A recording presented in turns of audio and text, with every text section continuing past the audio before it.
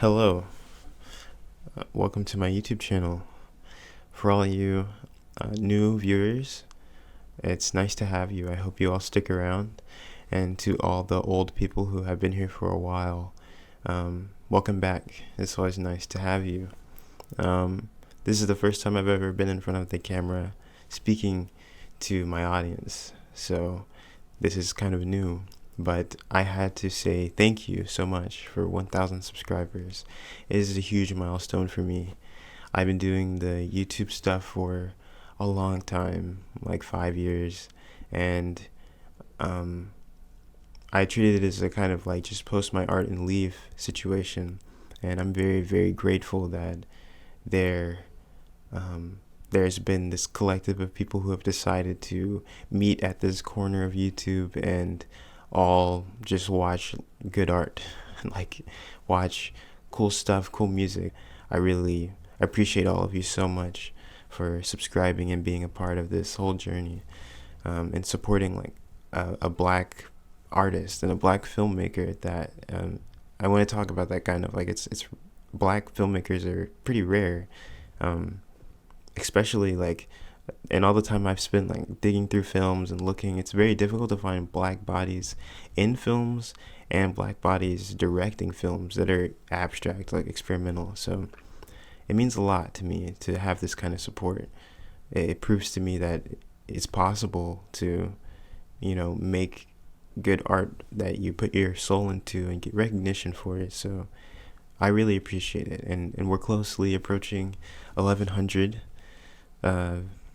1,100 subscribers. I'm really excited, and I have so much work that I have not vaulted or I have not unvaulted. I have it in a vault that I just kind of have been siphoning from for really the past year. I haven't really shown nearly as much work, but going forward, I'm probably going to make some videos, not only showing my older work but analyzing it, the symbolism and everything. I feel like sometimes that's stuff people can miss because, you've seen the videos, there's so many things happening. It can be difficult to kind of notice everything. But yeah, I kind of want to take a peek into my vault and show you guys like some of my personal favorites. But today I really wanted to say thank you. That was like the goal of this video. And I wanted to kind of maybe do a little ramble about, one, how I ended up doing this, like how I ended up making film, and music, like my artistic path basically. And two, I wanted to talk about what it's like from my perspective, seeing like all of these films, like what I've kind of learned from film, and also kind of the name, like where the name comes from, like Psyche du Film. I feel like I've never really explained that or anything. I've never given any real background on that. So this will be kind of a video where I talk about all of that. So yeah, if you're still watching, I hope you stick along. I think it will be interesting if you find the videos interesting. So yeah, firstly, I will talk about how I kind of got to this position, of making stuff like this. So this all kind of started around the time I was like 15, 16. I've always loved music. I think that probably is the biggest thing. I've always loved music from all kinds of genres. I've always loved music, and I've always loved music videos. I've always loved watching videos.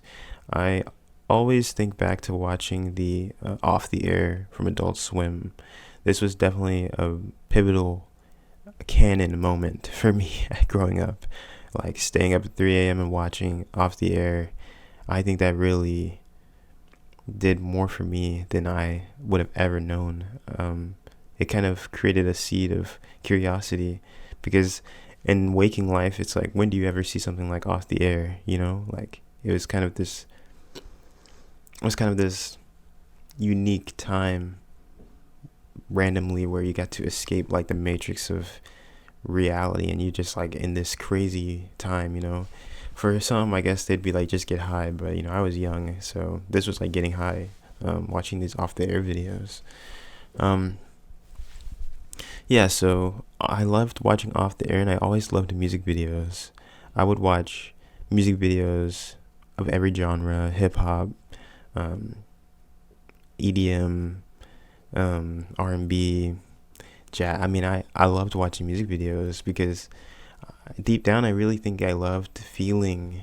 I felt it, that's what music videos are supposed to do. Supposed to make you feel the music, and I felt it. I could feel it. It was always something. It was always something I understood, and so I always loved watching music videos. I remember being a kid and just watching like dozens of music videos back to back to back to back, just on YouTube. And so once I got into high school, I wanted to do broadcast journalism. That was my major at the time, and so I ended up taking a broadcast journalism class. It was pretty bad class, honestly. Like I didn't really feel like I belonged there. Everybody was really like,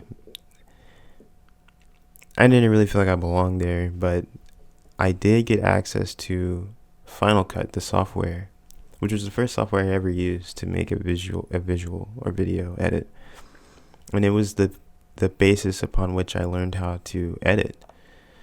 And so I'll never forget the guy who's over the high tech video production. He gave me a copy of Final Cut for free, and I wasn't even in the class that should have gotten Final Cut, but I told him I just wanted to like make videos, and he was like, okay, like here. He just gave it to me, and so he gave it to me, and I was just doing whatever I could. I was taking videos of people I knew, and I was just like transforming them, like moving stuff around, and very basic video editing. But I was just doing it. It almost was like scribbling, if you would, like, but in Final Cut. So I did this for about a year, but then I found out, there's so much footage already. Like I was like, I don't really have to go out and, get this, lame footage, because I'm from a state where there's not that much. I'm from Mississippi, so there's not that much stuff to really. That's what at the time I thought this. Now I'm like, I could definitely get footage that would be interesting to use, but I was like 16 at this time, so I was like, I didn't have a car or anything. There was no way I could really. I felt like I could find footage that would be appealing. And at the time I thought, it's because I don't have good footage that I can't make cool videos. So around 16, I entered what I consider like the first phase of video art with music, like music video art. As I started getting videos offline that were, cool to me or unique, I would look for like, I don't know, commercials, stuff like that, and I would put that over music. And that was like my first level of, like making experimental film. I mean, it's very basic, but that was probably my first experience with it, and it was pivotal because I felt like I was doing something. And around this time, I started doing and before this even, I was doing like, I was editing pictures, like I was using Photoshop a lot. So the creativity was really like, it was really brewing around this time. But things didn't really start getting serious until I built my computer. I built a computer my senior year, and I couldn't get Final Cut because Final Cut's only on Apple. So I built my computer, and it was I ended up getting Adobe Premiere. Favorite software, huge fan of Adobe Premiere. I made everything on it. I'm like, the hotkeys, I got them like seared in my head. I got Adobe Premiere, and it was just pretty difficult to catch on to, but I started figuring out a way to kind of layer these videos over music, and it was kind of getting, I will say when I first started doing this, the videos were actually kind of creepy. I think experimental film is one of the most deep expressions of who you are. It's like you can't really hold it back. It's very difficult to aim the experience or the expression. It's difficult to aim it. It's very hard. And by aim, I mean like, when you're singing a song, you can aim the direction of the expression by the lyrics, the tonal patterns, the instruments you use, the pace, the BPM. You have so many different tangible measurements to aim your expression. But when it comes to experimental film, those measurements are, they're not like that. I mean, it's like you don't. It's almost like a sixth sense. So even in my beginning, I was expressing myself, but I didn't really. I'm gonna probably have to attach some of the older videos. They were really creepy. I was using footage that, because I think I was at the time kind of sad, and so I was using footage that was like I would never use now. It was just crazy stuff. It was kind of weird and like ghoulish kind of. And I wasn't showing anybody this stuff really. Nobody was watching this. It was kind of just like an inner diary thing. But I had a friend and he saw it, and he was like a make or break thing. He could have been like, this is some really weird stuff, man. Don't do this. And it really was some weird stuff. But he looked at it and he was like, I see what you're doing here. Like, I see the potential. And I'm indebted to him for that. He held my creative path like in his hands there. And I didn't have many friends either. And so, yeah, I was at this point. I'm kind of like in community. I just graduated, and my freshman year of college, and this is all I'm doing, like making these visuals, and they're still not that good. But I'm working so hard. Like anyone who knew me around this time knew I was in my room making these visuals like 24/7. Like if I wasn't in class, I was like making these most of the time. This is what I was doing. And because it was fun, like it was like I was always trying to get better at it. So yeah, I'm doing this to music, and I'm doing this to music that I'm listening to. I listen to like every genre. I tried to. Even at this age, I was listening to like a lot of prog rock, a lot of jazz, like experimental jazz. I was listening to like JPEG Mafia a lot of like early hip hop, like early mid 2000s hip hop. I was listening to a lot of stuff, but a lot of rock. And so I was making videos to like Frank Zappa's stuff. But this is also the time when I started, and even like Bjork stuff. But this is also the time I started kind of making stuff that was bleeding into hip hop. I started kind of getting into hip hop.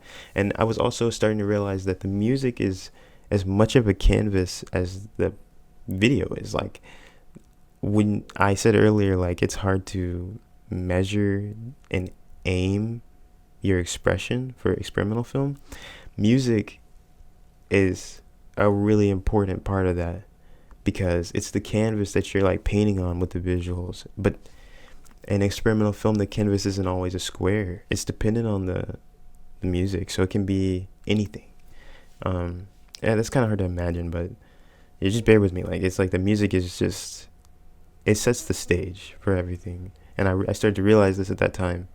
And I just also was listening to a lot more music at this time. I hadn't started making music yet, but it was something I always wanted to do anyway. It just felt so out of reach. Yeah, so COVID happens. Oh man, COVID happens. And during COVID, these visuals are what I did. This is like what I did with my time. I moved back home because we all had to leave campus, and I was making visuals non-stop. It was obsessive. I was making visuals all the time. That's like what I was doing to pass the time.